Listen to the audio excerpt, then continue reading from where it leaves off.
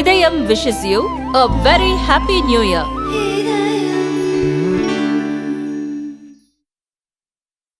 இரண்டாயிரத்தி 24 மொத்தம் 75 பயங்கரவாதிகளை ஜம்மு காஷ்மீரில் பாதுகாப்பு படையினர் சுட்டுக் கொண்டுள்ளனர்.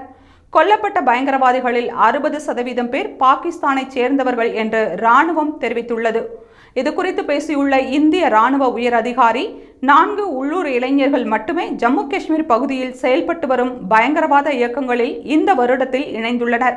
கொல்லப்பட்ட 75 பயங்கரவாதிகளில் பெரும்பாலானோர் வெளிநாட்டைச் சேர்ந்தவர்கள். லைன் ஆஃப் கண்ட்ரோல் மற்றும் சர்வதேச எல்லையை ஊடுருவும் போது 17 பயங்கரவாதிகள் கொல்லப்பட்ட நிலையில் 26 பயங்கரவாதிகள் ஜம்மு காஷ்மீரின் உட்புற பகுதிகளில் கொல்லப்பட்டுள்ளனர். ஜம்மு பிராந்தியத்தில் ஜம்மு, உத்தம்பூர், கத்துவா, தோடா மற்றும் ரஜோரி ஆகிய 5 மாவட்டங்களில் வெளிநாட்டு பயங்கரவாதிகள் 42 பேர் கொல்லப்பட்டனர்.